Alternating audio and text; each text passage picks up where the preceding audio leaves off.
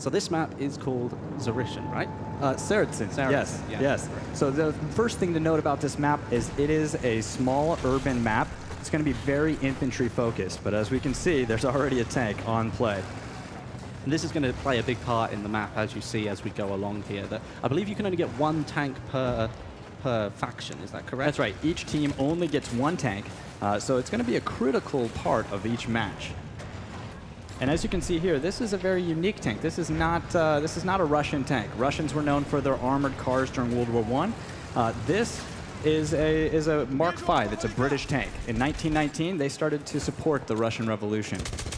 And one of the things that I do want to point out on this particular map is the fact that there are only 3 flags. You know, this is actually not common in Battlefield. So very, very small map, and a lot of action, I imagine, is going to be happening around that B site. That's right, yes. And as we know, and for those who don't know, Conquest is all about capturing those flags. That's your objective. You need to go capture those flags and get those points. The kills will also count for you, but this is what you're going for.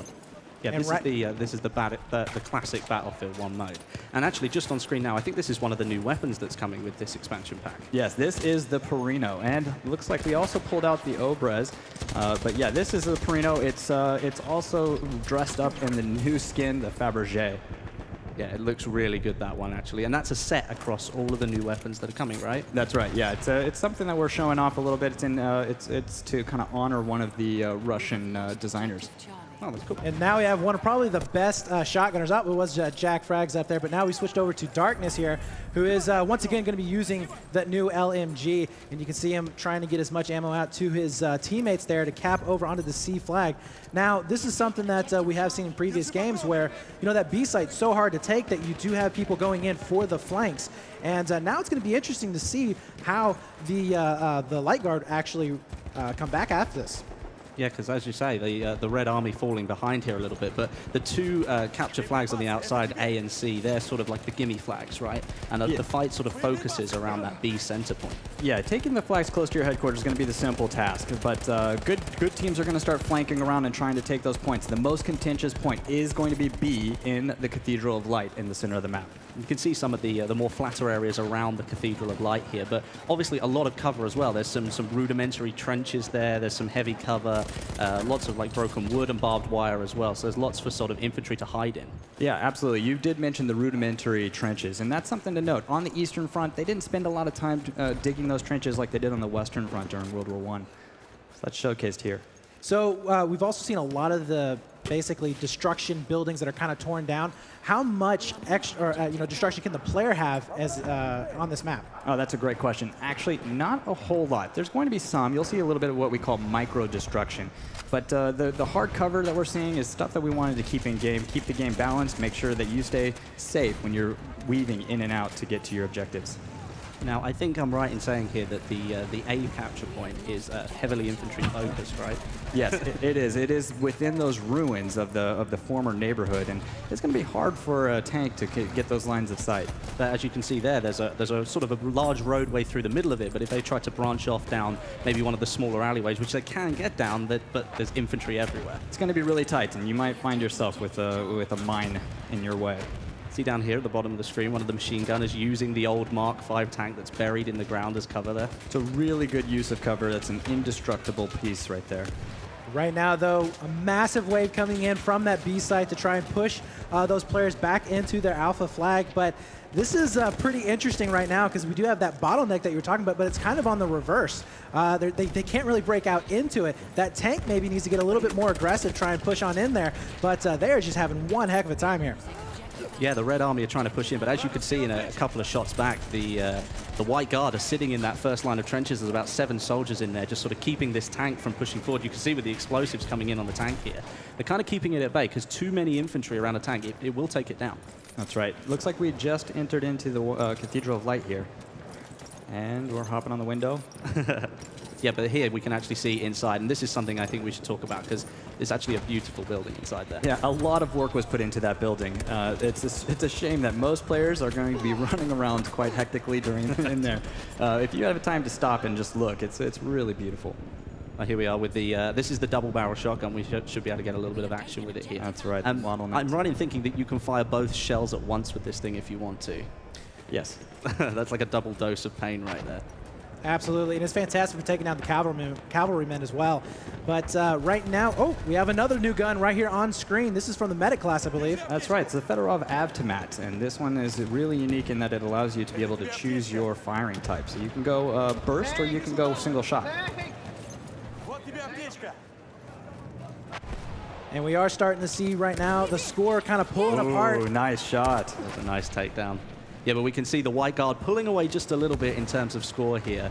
And as you said, they've held the majority of flags, 2 out of 3 for most of the game so far. And the Red Army tank wasn't really pushing too much towards the B point, the Cathedral. And I think that's going to be something they'll need to do if they want to try and take it back. Because the tank having the presence is going to allow infantry to move up around the outside of it.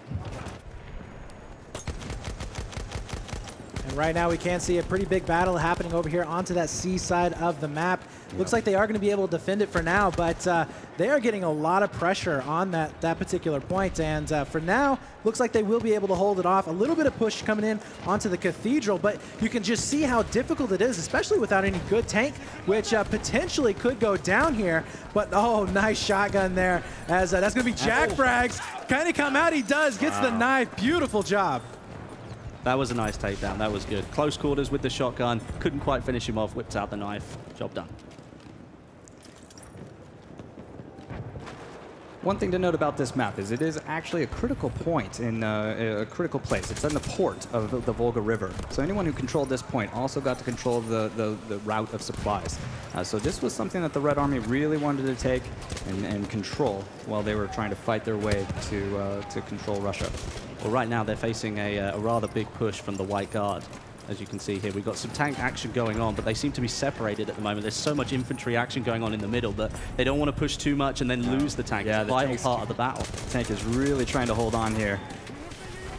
Yeah, the Red Army really struggling to get any point. Now almost going to get 3-capped, and we all know that if you're getting 3-capped in Conquest, the game could end fairly early. So they really need to rally back and get onto that point as quickly as possible. I think they've solidified the A capture point now. Looking at it again, it doesn't appear to be contested right now, so perhaps they sort of settled back down again, but they really do need to make a push for that Cathedral if they want to try and claw their way back in. I think that's the key to this win right here. Anyone who controls B is going to have that victory. See here, doing some damage against that enemy tank. All the explosives going on. This is why the infantry can be so dangerous, especially when it's just one tank on its own. You know, this is the only vehicle that your team's going to have. You really need to try and protect it from enemy infantry. Yeah, it is really just a fantastic sight right there, looking at it from above. You do have some cavalry trying to come in, maybe do a little bit of harassment there, but this tank is literally just, he doesn't know what to do. He's already pushed all the way back to the out-of-bounds zone. But we are going to be seeing him slowly but surely kind of inching his way up. He's about half health, so he does need to be careful. But, you know, this is really interesting, too, because we haven't really seen too much from the other team's tanks. So maybe they've kind of just focused on purely just pushing them in terms of the infantry. Oh, here we see an actual battle going on at the Cathedral right now. You can see the flag is being contested. Both sets of infantry are in here trying to battle it out. And as much as it looks just like a building on its own, it is a really large building. This is a great shot here. You can see the full scope of the building now. Yeah, it's absolutely insane, the size and scope of this building. Not only that, but you do have some vertical gameplay with it, because one of the entrances where it's crumbled at the side, where it's been hit by a shell of some sort, you can actually get up onto sort of the first level of buildings around the top there. Yeah, I actually think that's going to be one of the keys to victory, too, for this point. When you can get to high ground, you can control that point. One of the things I do want to point out, though, is that the Red Army is starting to come back. They were capping over there onto that Bravo point. They have about 4 minutes left, so it is possible for them to come back and try and take this win here. They just need to hold on to these 2 flags, but a massive fight now happening for the center. And you can see right now the White Guard starting to win that back slowly but surely, as the new weapons are being used to quite good effect here. And this is just chaos right here in the middle of the map. Just as we suspected when we were building the map, that this was going to be the most contentious area.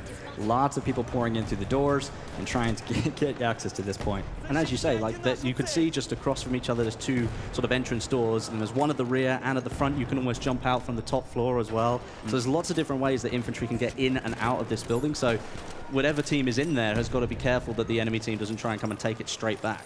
Yep. At the same time, though, the team in the center has to be careful not to get too concentrated, because if you look there, they were taking their back flag. So they need to make sure they kind of spread out, kind of get a little bit even throughout the map, and then defend that way. But you know, right now the flank is going to be working for, I believe it was the Red Army, trying to go ahead and secure those 2 caps. Yep. You can see here, the Red Army have got control of the A capture point, and I believe they're contesting the C capture Working point. on C. Yeah, they're working on it.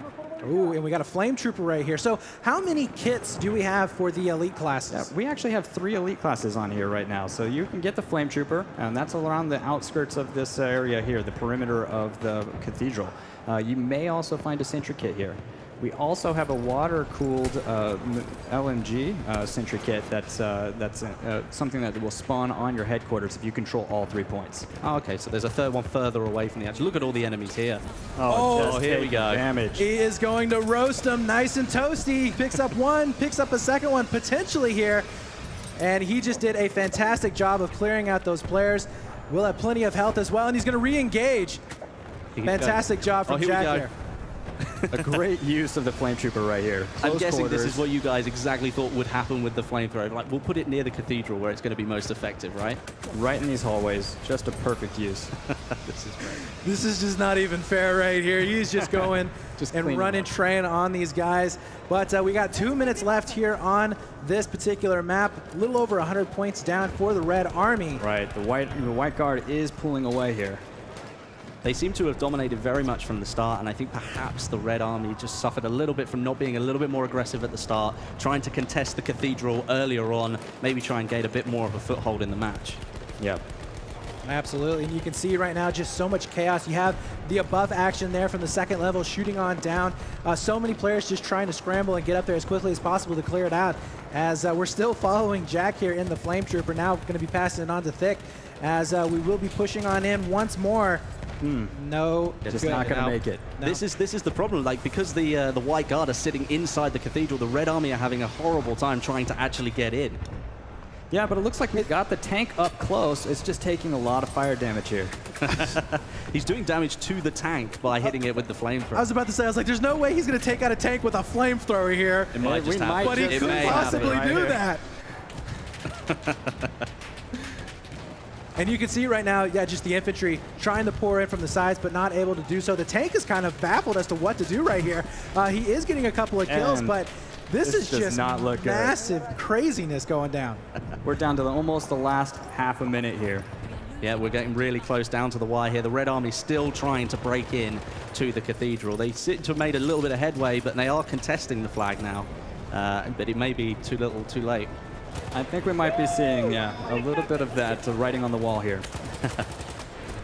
Yeah, absolutely. But we do have a little bit of life left here in these squads. They're going to try and do everything they possibly can. It's all for pride right here and now. Can they get this B side? If they can just own it. Oh my God, yeah. 6 seconds left to go before we are going to be ending out here. I think they may have it. Oh, I don't think they quite got it. And it looks like that was it. That was a victory for the White Guard. The White Guard took that one.